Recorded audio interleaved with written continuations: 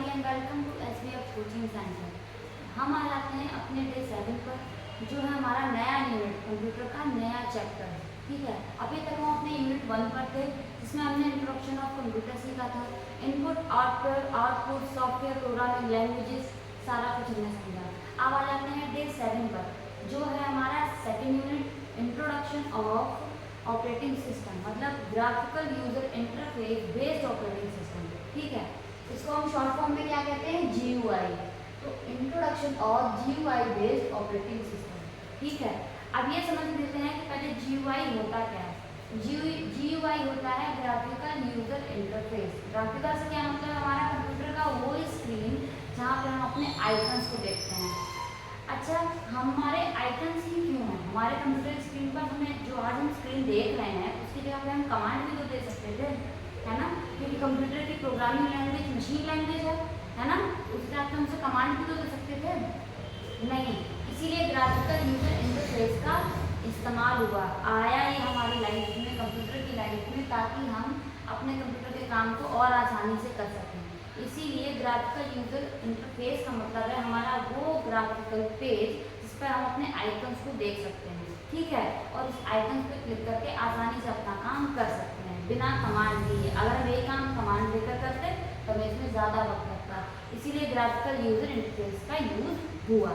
ठीक है, अब आ जाते हैं ग्राफिकल यूजर इंटरफेस का क्या क्या यूज है ना, ऑपरेटिंग सिस्टम में, मतलब बेस्ड ऑन ऑपरेटिंग सिस्टम के बेस पर। तो फिर इसका पहला यूज क्या है, इजी टू यूज, जो मैंने अभी बताया। अगर ये आइकन की जगह कमांड होता तो हमें इसे यूज करने में बहुत प्रॉब्लम होती। अगर ये आइकन है, एज अ आइकन हम इसे ग्राफिकल यूजर इंटरफेस को यूज कर रहे हैं तो हमें इसको यूज करने में ज़्यादा आसानी होती है। जैसे हमारा व्हाट्सएप का आइकन, अगर हमारे व्हाट्सएप के आइकन की जगह पे हमें इसे कमांड देना पड़ता तो व्हाट्सएप खोलने में कितना टाइम लगता, और कमांड देते फिर ये खुलता, फिर इसमें जो हम टाइप करते हैं वो बोलते, फिर ये टाइप होता है ना, इससे ज़्यादा टाइम लगता। इसीलिए हमें ये आइकन के रूप में दिया गया है। जैसे हमारा विंडो के ऊपर हम सारे सॉफ्टवेयर का काम करते हैं, है ना। अगर ये विंडो ही नहीं होता तो फिर हम कैसे काम करते, अपने सॉफ्टवेयर कैसे बनाते, कंप्यूटर का यूज़ कैसे करते, है ना। जैसे मैंने आपको विंडो समझाए थे। अब आ जाते हैं second, file and folder management. हम अपने GUI का यूज़ करके अपने फाइल और फोल्डर को आसानी से मैनेज कर सकते हैं, मतलब सेव कर सकते हैं, कॉपी कर सकते हैं, पेस्ट कर सकते हैं, सही जगह पे उसको मैनेज कर सकते हैं, है ना। फाइल और फोल्डर का सही मैनेजमेंट हम ग्राफिकल यूजर इंटरफेस से ही कर सकते हैं। उसके बाद आ जाते हैं डेस्कटॉप कस्टमाइजेशन। अच्छा, ग्राफिकल यूजर का इस्तेमाल करके हम डेस्कटॉप का कस्टमाइजेशन भी करते हैं, जैसे उसका वॉलपेपर चेंज करना। हमारे कंप्यूटर की स्क्रीन, जो मॉनिटर पर हमें स्क्रीन दिखती है उसको हम डेस्कटॉप कहते हैं। उसका कस्टमाइजेशन करने का मतलब हो गया कि हमें उसको उनका वॉलपेपर चेंज करना हो गया, उसका टास्क बार और टाइटल बार को मैनेज करना हो गया, है ना, उसके आइकन को छोटा बड़ा करना हो गया। तो ये हो गया हमारा डेस्कटॉप मैनेजमेंट।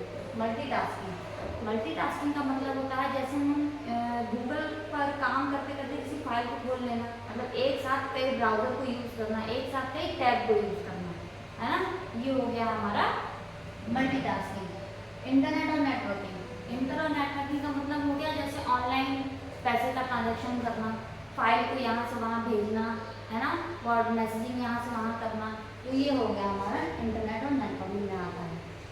नेक्स्ट आ गया सिक्स लाइन है हमारी मल्टीमीडिया सपोर्ट। मल्टीमीडिया का मतलब हम जैसे इसमें मूवीज़ भी देख सकते हैं, वीडियोज़ भी डाउनलोड कर सकते हैं, और कई फाइल्स एक साथ खोल सकते हैं, 2 या 3 फाइल्स को एक साथ खोल कर चला सकते हैं, है ना, गाने भी सुन सकते हैं, मूवी भी देख सकते हैं, गेम्स भी खेल सकते हैं।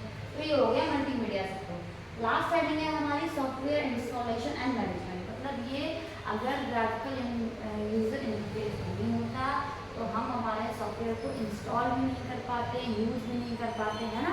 तो सॉफ्टवेयर को इंस्टॉल करना, अनइंस्टॉल करना, यूज़ करना और डिलीट करना, ये हो गया हमारा सॉफ्टवेयर का इंस्टॉलेशन।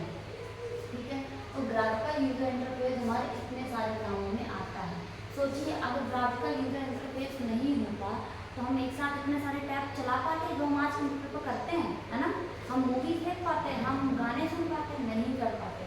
हम अपने डेस्कटॉप का मैनेजमेंट भी नहीं कर पाते, हमें टाइटल कितना बड़ा चाहिए या आइकन कितने बड़े चाहिए, है ना। तो ये सारे काम हम किसकी बेस करते हैं, ग्राफिकल यूजर इंटरफेस।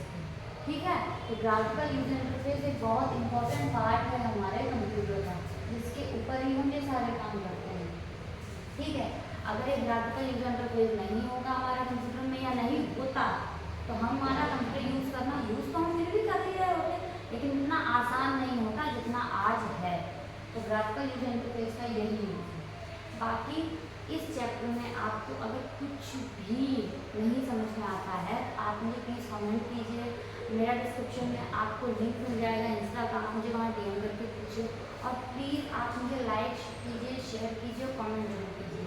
मिलते हैं आपको नेक्स्ट चैप्टर के साथ नई नई चीज़ें सिखाते हुए। ठीक है, तब तक के लिए थैंक यू।